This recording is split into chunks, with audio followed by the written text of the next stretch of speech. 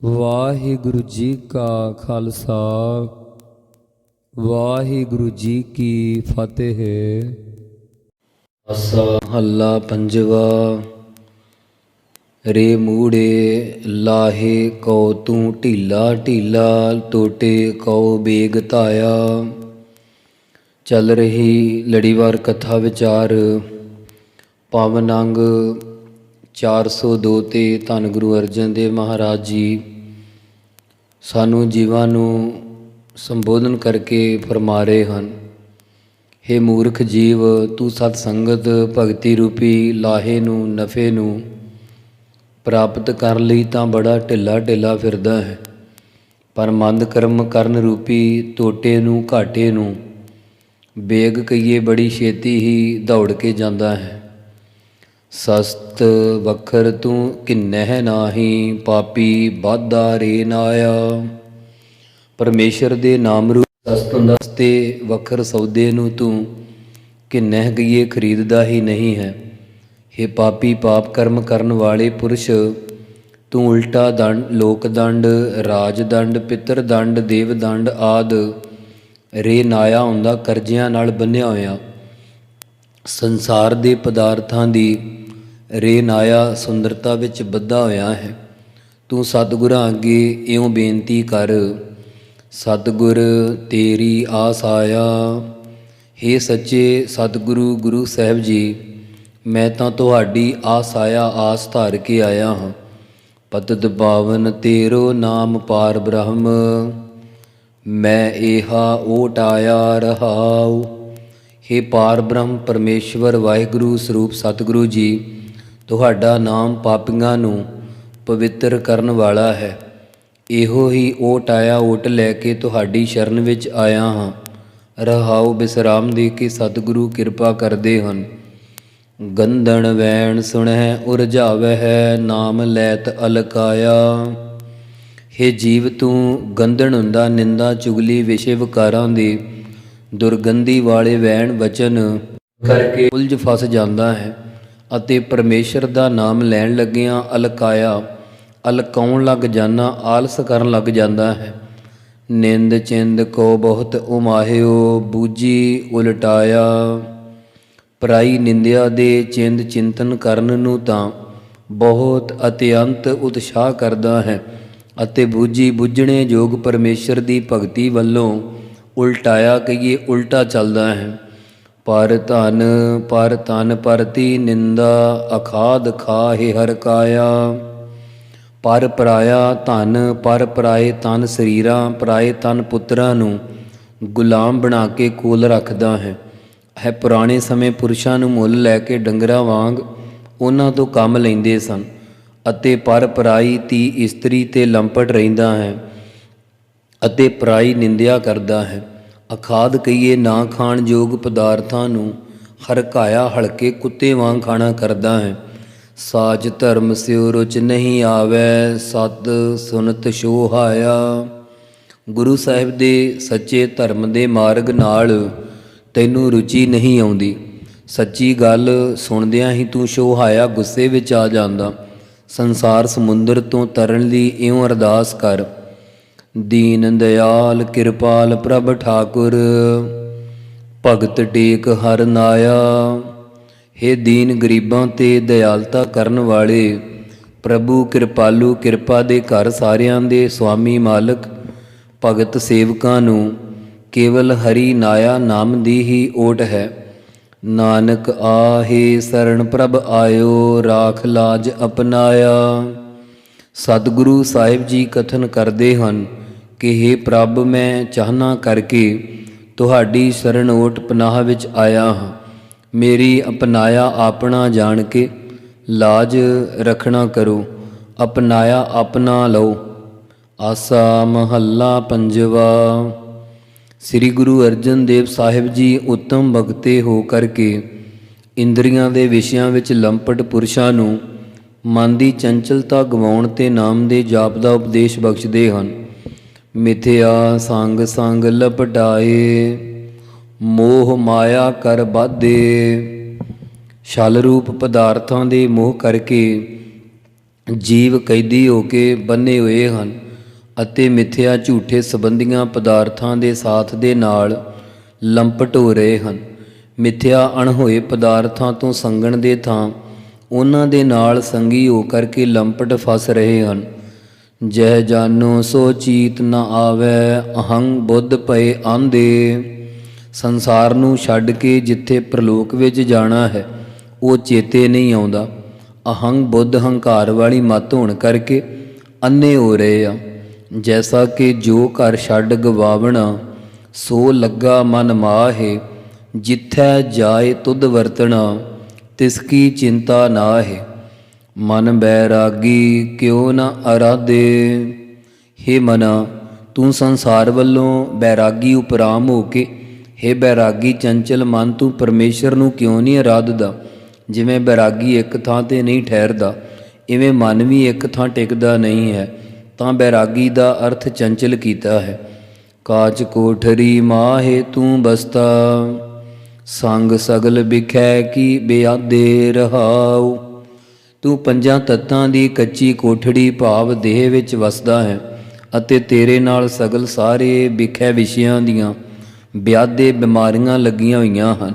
ਰਹਾਉ ਵਿਸਰਾਮ ਦੇ ਕੇ ਕਹਿੰਦੇ ਹਨ, ਮੇਰੀ ਮੇਰੀ ਕਰਤ ਦਿਨ ਰੈਨ ਬਿਹਾਵੈ, ਪਲ ਖਿਨ ਸੀਜੈ ਅਰਜਾਦੇ। ਮੇਰੀ ਜਰ ਮੇਰੀ ਜੋਰੂ ਜ਼ਮੀਨ ਕਰਦਿਆਂ ਕਰਦਿਆਂ ਰਾਤ ਦਿਨ ਬਤੀਤ ਹੋ ਰਿਹਾ।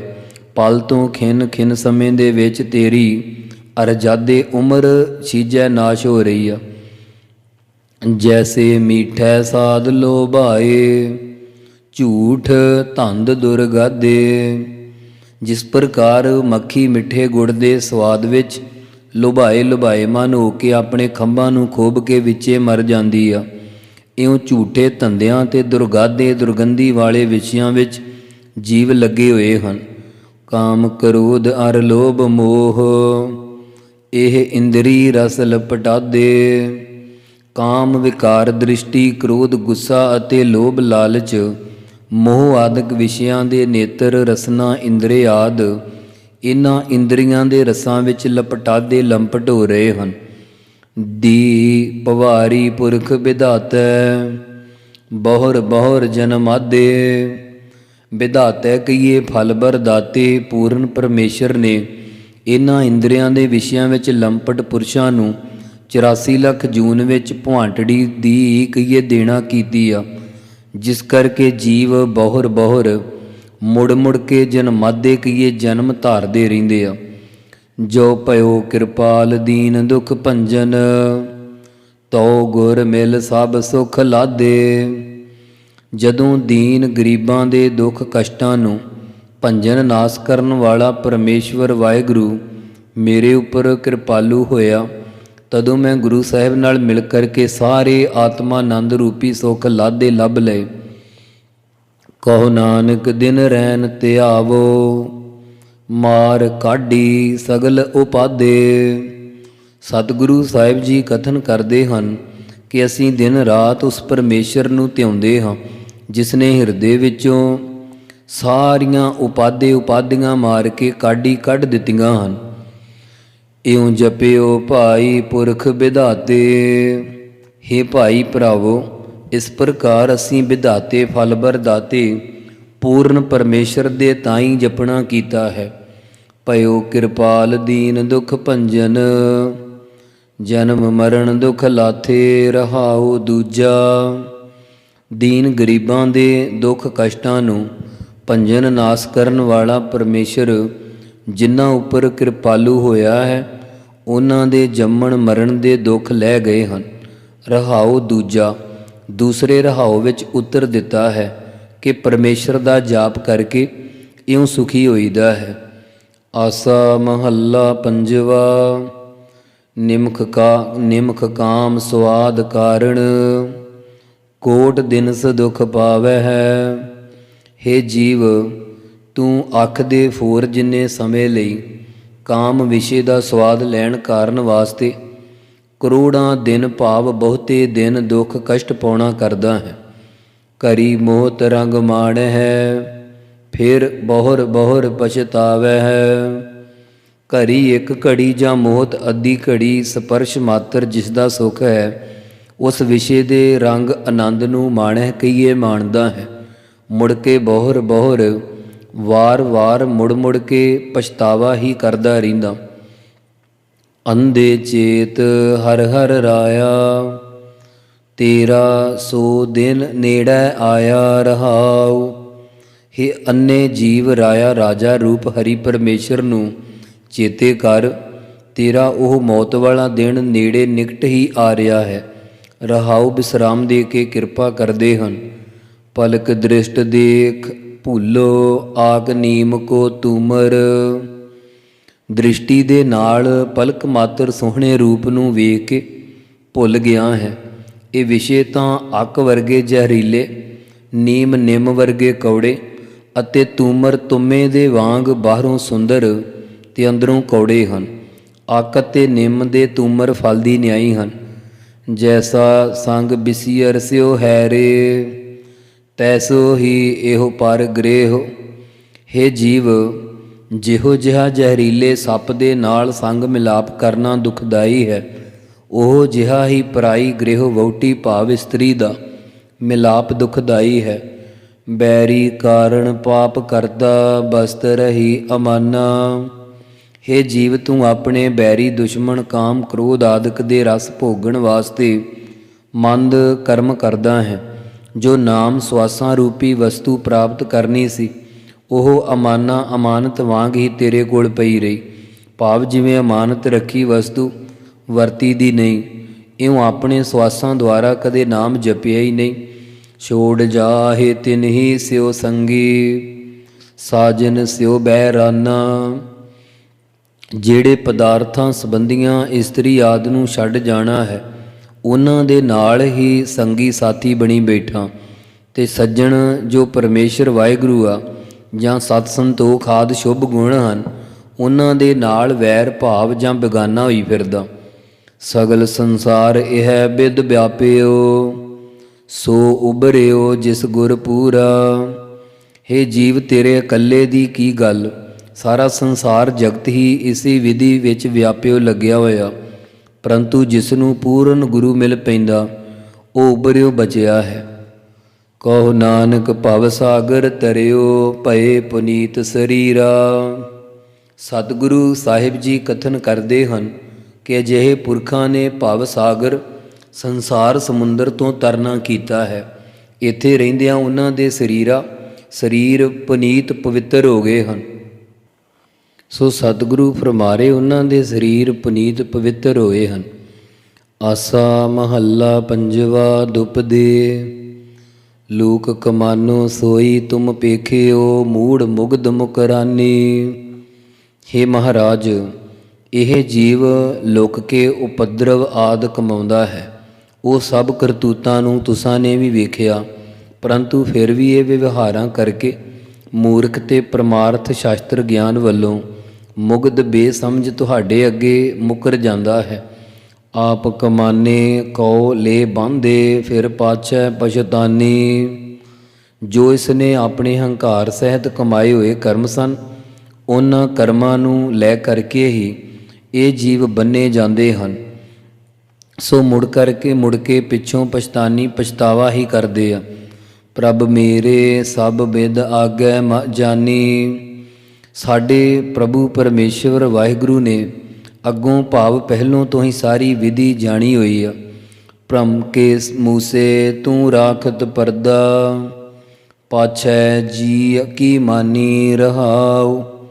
ਹੇ ਭਰਮ ਦੇ ਮੂਸੇ ਲੁੱਟੇ ਹੋਏ ਜੀਵ, ਤੂੰ ਪਰਮੇਸ਼ਰ ਵੱਲੋਂ ਪਰਦਾ ਓਹਲਾ ਰੱਖਣਾ ਚਾਹੁੰਦਾ। ਪਿੱਛੋਂ ਅੰਤ ਵੇਲੇ ਤੇਰੇ ਜੀਵ ਦੀ ਕੀ ਭਾਲ ਮੰਨੀ ਜਾਵੇਗੀ, ਭਾਵ ਤੇਰੇ ਦਿਲ ਦੀ ਗੱਲ ਮੰਨੀ ਜਾਵੇਗੀ। ਅਰਥਾਤ ਜੋ ਤੇਰੀ ਕਰਨੀ ਕਰਤੂਤ ਭਾਵਨਾ ਸੀ, ਉਹੀ ਮੰਨੀ ਜਾਵੇਗੀ। ਤੇਰੀ ਕਰਨੀ ਅਨੁਸਾਰ ਨਿਬੇੜਾ ਹੋਵੇਗਾ। ਰਹਾਉ।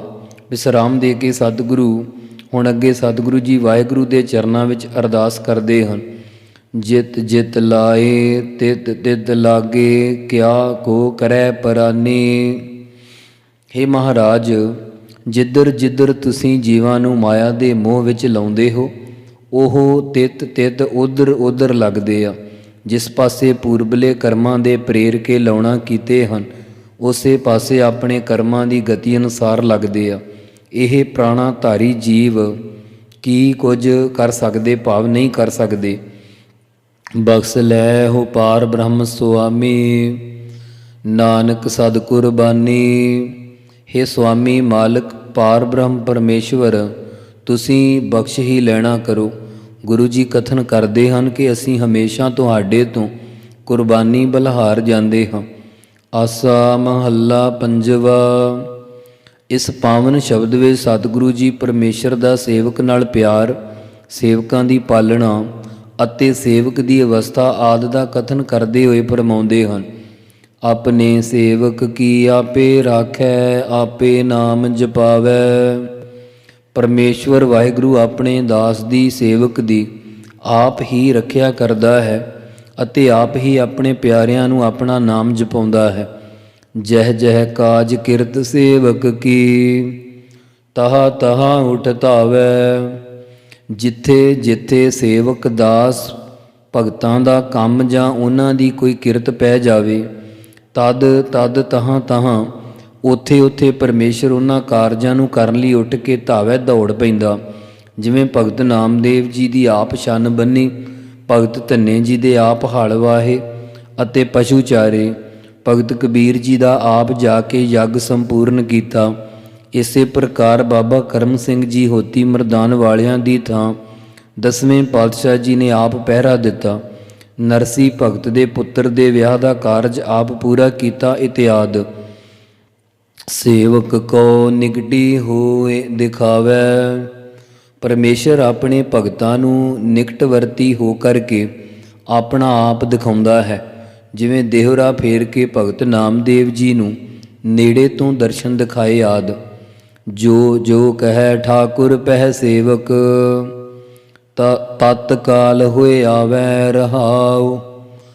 ਭਗਤ ਜਨ ਜੋ ਜੋ ਵੀ ਠਾਕੁਰ ਸੁਆਮੀ ਪਰਮੇਸ਼ਰ ਪਾਸ ਬੇਨਤੀ ਕਹਿੰਦਾ ਹੈ, ਉਹ ਤਤਕਾਲ ਉਸੇ ਵੇਲੇ ਹੀ ਪੂਰੀ ਹੋ ਆਉਂਦੀ ਹੈ ਰਹਾਉ। ਵਿਸਰਾਮ ਦੇ ਕੇ ਕਹਿੰਦੇ ਹਨ, ਤਿਸ ਸੇਵਕ ਕੈ ਹਉ ਬਲਿਹਾਰੀ, ਜੋ ਆਪਣੇ ਪ੍ਰਭ ਭਾਵੈ। ਮੈਂ ਉਸ ਸੇਵਕ ਭਗਤ ਜਨ ਦੇ ਉੱਪਰੋਂ ਬਲਿਹਾਰੀ ਕੁਰਬਾਨ ਜਾਂਦਾ ਹਾਂ, ਜਿਹੜਾ ਆਪਣੇ ਪ੍ਰਭੂ ਪਰਮੇਸ਼ਵਰ ਵਾਹਿਗੁਰੂ ਨੂੰ ਭਾਉਂਦਾ ਹੈ, ਚੰਗਾ ਲੱਗ ਜਾਂਦਾ ਹੈ। ਤਿਸ ਕੀ ਸੋਏ ਸੁਣੀ ਮਨ ਹਰਿਆ, ਤਿਸ ਨਾਨਕ ਪਰਸਣ ਆਵੈ। ਸਤਿਗੁਰੂ ਸਾਹਿਬ ਜੀ ਕਥਨ ਕਰਦੇ ਹਨ ਕਿ ਉਸ ਸੇਵਕ ਦੀ ਸ਼ੋਭਾ ਸੁਣ ਕਰਕੇ ਸਾਡਾ ਮਨ ਹਿਰਦਾ ਹਰਿਆ ਪ੍ਰਫੁੱਲਤ ਖਿੜ ਜਾਂਦਾ ਅਤੇ ਅਸੀਂ ਉਸ ਦੇ ਤਾਈਂ ਪਰਸਨ ਮਿਲਣ ਵਾਸਤੇ ਆਉਂਦੇ ਹਾਂ। ਉਸ ਦੇ ਚਰਨ ਪਰਸਨ ਸਪਰਸ਼ ਕਰਨ ਲਈ ਜਾਂ ਦਰਸ਼ਨ ਪਰਸਨ ਲਈ ਆਉਂਦੇ ਹਾਂ। ਆਸਾ ਘਰ 11ਵਾਂ ਮਹੱਲਾ ਪੰਜਵਾ। ਇੱਕ ਓੰਕਾਰ ਸਤਿਗੁਰ ਪ੍ਰਸਾਦ। ਆਸਾ ਰਾਗ ਦੇ 11ਵੇਂ ਘਰ ਸੁਰਤਾਲ ਵਿੱਚ 5ਵੇਂ ਪਾਤਸ਼ਾਹ ਜੀ ਜੀਵ ਦੇ ਤਾਈਂ ਬ੍ਰਹਮ ਦੁਆਰਾ ਰਚਿਤ ਤ੍ਰੈਗੁਣੀ ਮਾਇਆ ਰੂਪੀ ਨਦੀ ਤੋਂ ਤਰਨ ਦਾ ਢੰਗ ਦੱਸਦੇ ਹੋਏ ਪਾਵਨ ਉਪਦੇਸ਼ ਫਰਮਾਉਂਦੇ ਹਨ। ਇੱਕ ਜੋ ਅਦੁੱਤੀ ਸਰੂਪ ਬ੍ਰਹਮ ਹੈ, ਓੰਕਾਰ ਸਰਬਦਾ ਪ੍ਰਕਾਸ਼ਕ, ਜੋ ਸਤਿਗੁਰਾਂ ਦੀ ਪ੍ਰਸਾਦ ਕਿਰਪਾ ਕਰਕੇ ਪ੍ਰਾਪਤ ਹੁੰਦਾ ਹੈ। ਨਟੂਆ ਭੇਖ ਦਿਖਾਵੈ ਬਹੁ ਬਿਦ, ਜੈਸਾ ਹੈ ਉਹ ਤੈਸਾ ਰੇ।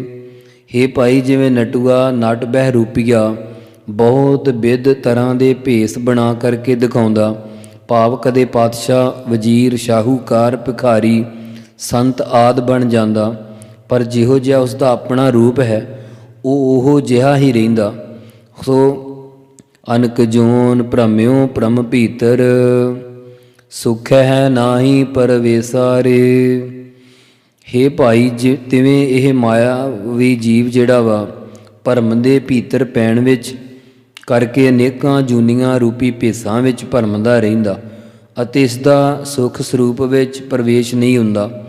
ਸਾਜਨ ਸੰਤ ਹਮਾਰੇ ਮੀਤਾ, ਬਿਨ ਹਰ ਹਰ ਆਨੀਤਾ ਰੇ।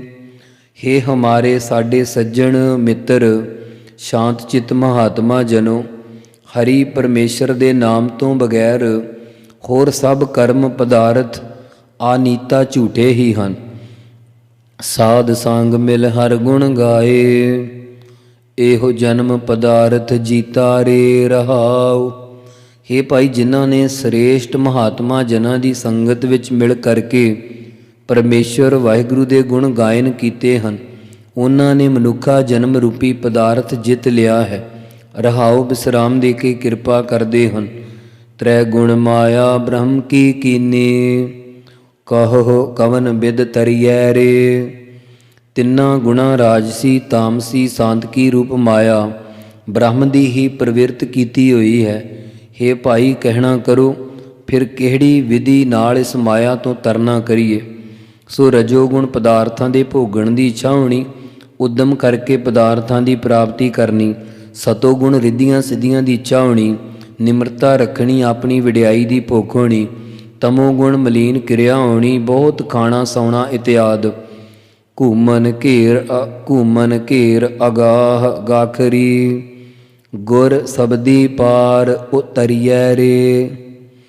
हे ਭਾਈ, ਇਹ ਤਿੰਨਾਂ ਗੁਣਾ ਵਿਸ਼ਿਆਂ ਦੀ ਘੁੰਮਣ ਘੇਰੀ ਪਈ ਹੋਈ ਆ, ਬਹੁਤ ਅਗਾਹ ਡੂੰਘੀ ਹੈ ਅਤੇ ਤਰਨੀ ਵੀ ਬਹੁਤ ਗਾਖਰੀ ਕਠਨ ਔਖੀ ਆ। ਇਸ ਤੋਂ ਸਤਿਗੁਰਾਂ ਦੇ ਉਪਦੇਸ਼ ਦੀ ਕਮਾਈ ਕਰਕੇ ਹੀ ਪਾਰ ਉਤਰੀਐ ਭਾਵ ਉਤਰੀ ਦਾ ਵਾ। ਖੋਜਤ ਖੋਜਤ ਖੋਜ ਵਿਚਾਰਿਓ, ਤਤ ਨਾਨਕ ਇਹੋ ਜਾਨਾ ਰੇ। हे ਭਾਈ, ਖੋਜ ਕੇ ਖੋਜੀ ਹੋ ਕੇ, ਵੇਦਾਂ ਦੁਆਰਾ ਖੋਜਦਿਆਂ, ਸ਼ਾਸਤਰਾਂ ਦੁਆਰਾ ਖੋਜਦਿਆਂ ਅਤੇ ਪੁਰਾਣਾਂ ਨੂੰ ਵਿਚਾਰਦਿਆਂ ਮਨ ਬਾਣੀ ਸਰੀਰ ਨੂੰ ਖੋਜਿਆ ਹੈ ਅਤੇ ਆਪਣੇ ਅਨੁਭਵ ਨੂੰ ਵਿਚਾਰਿਆ ਹੈ। ਗੁਰੂ ਜੀ ਕਥਨ ਕਰਦੇ ਹਨ ਕਿ ਅਸਾਂ ਤਾਂ ਇਹ ਤਤ ਸਿਧਾਂਤ ਜਾਣਿਆ ਹੈ। ਸਿਮਰਤ ਨਾਮ ਨਿਧਾਨ ਨਿਰਮੋਲਕ, ਮਨ ਮਾਣਕ ਪਤੀ ਆਨਾ ਰੇ। हे ਭਾਈ, ਨਿਰਮੋਲਕ ਅਮੋਲਕ ਨਿਧਾਨ ਖਜ਼ਾਨਾ ਪਰਮੇਸ਼ਰ ਦਾ ਨਾਮ ਹੈ। ਉਸ ਨੂੰ ਸਿਮਰਦਿਆਂ ਮਾਣਕ ਰਤਨਾ ਰੂਪੀ ਮਨ ਪਰਮੇਸ਼ਰ ਦੇ ਪ੍ਰੇਮ ਵਿੱਚ ਪਤੀਜਦਾ ਹੈ। ਮਨ ਸ਼੍ਰੋਮਣੀ ਪਰਮੇਸ਼ਰ ਜੋ ਮਾਣਕ ਦੀ ਨਿਆਈ ਸ਼ੁੱਧ ਹੈ, ਉਸ ਦਾ ਸਰਵਣ ਮੰਨਣ ਨਿਧਿਆਸਨ ਕਰਕੇ ਮਨ ਪਤੀਜ ਜਾਂਦਾ ਹੈ। ਵਾਹਿਗੁਰੂ ਵਾਹਿਗੁਰੂ ਵਾਹਿਗੁਰੂ ਵਾਹਿਗੁਰੂ ਵਾਹਿਗੁਰੂ ਵਾਹਿਗੁਰੂ ਵਾਹਿਗੁਰੂ